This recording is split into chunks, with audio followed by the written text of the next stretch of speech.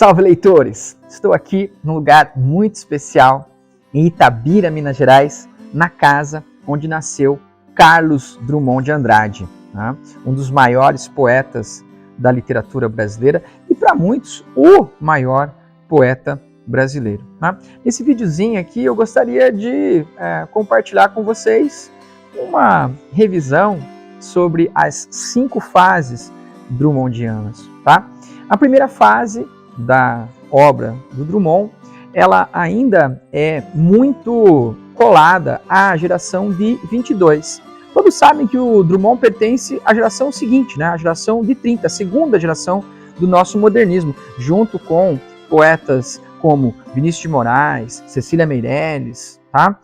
Jorge de Lima, Murilo Mendes. Então essa segunda geração poética do modernismo, geração de 30, no caso do Drummond, havia uma relação muito próxima com os poetas da primeira geração, especialmente com Mário de Andrade. Drummond era uma espécie de discípulo do Mário de Andrade, trocavam ideias, correspondência, inclusive poemas Drummond mandava para que o Mário de Andrade desse sua opinião e tudo mais. Então essa primeira fase drummondiana, é uma fase que nós chamamos de fase irônica.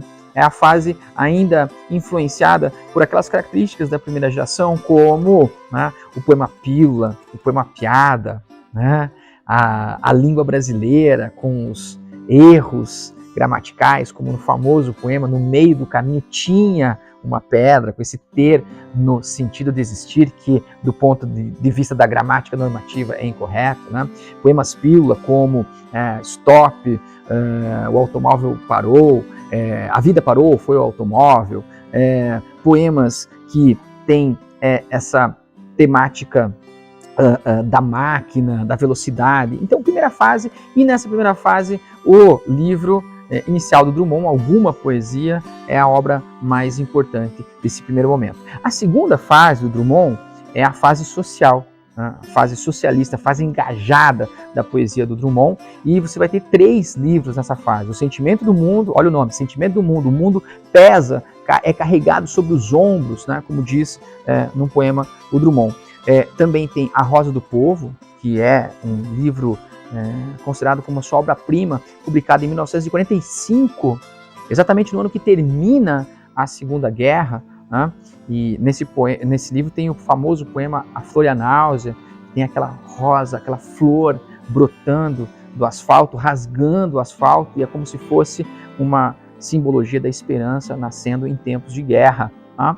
E além de A Rosa do Povo, você tem ainda o poema José, né? O livro José, que tem o famoso poema E Agora José.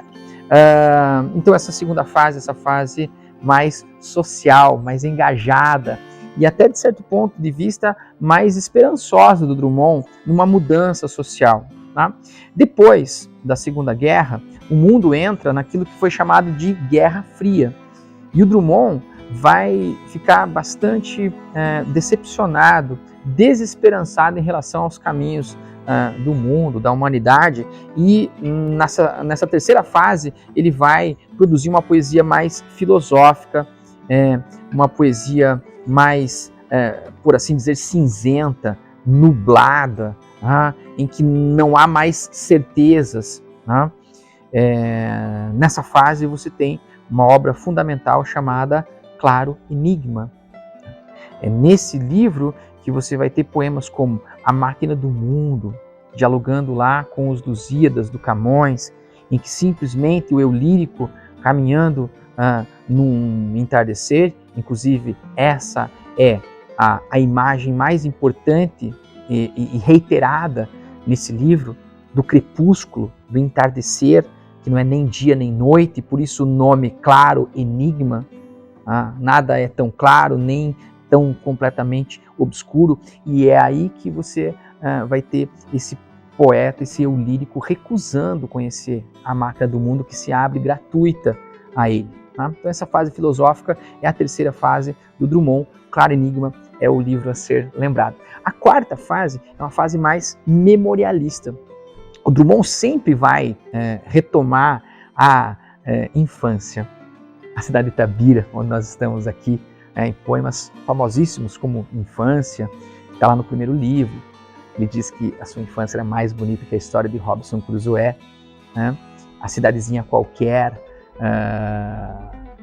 e tantas outras poesias que vão remeter à infância e à cidade aqui de Itabira. Entretanto, é nessa fase que vai se intensificar essa busca do passado em obras como Boitempo e também Lição das Coisas e Fazendeiro do Ar, que é uma coisa bacana, né, de você perceber que o Drummond vem de uma família de pessoas ligadas à terra. Seu pai tinha fazendas, e sua família ligada à tradição, né, da lida com a terra, e ele é o filho que não vai ter, né, não vai dar sequência, continuidade a essa tradição familiar, e ele vai para a cidade estudar, vai ser um homem de gabinete, vai trabalhar como funcionário público, né, no Ministério da Educação, junto com Gustavo Capanema, e ele vai se autodenominar, então, não fazendeiro da terra, mas fazendeiro do ar, das coisas imateriais, como a palavra, como a poesia, como a arte. Então essa quarta fase, essa fase memorialista do Drummond. E por fim, uma quinta e última fase, que é a fase que alguns nem consideram muito, essa fase em que ele vai publicar poemas de teor mais erótico, sensual, e você tem nessa fase livros como O Amor Natural e Farewell, certo? Então essas são as 5 fases drummondianas, e eu quero terminar esse nosso vídeo aqui nesse lugar tão especial, tão bem acolhidos. Fomos aqui pela Margarida e pelas pessoas de Itabira. O Drummond, quando falava aqui em Itabira, 90% de ferro nas calçadas, 80% de ferro nas almas, dessa coisa do itabirano ser circunspecto, eu e minha esposa Larissa, que está aí filmando esse vídeo, não comprovamos. Pelo contrário, né? Pessoas muito cordatas, muito simpáticas, muito acolhedoras, né?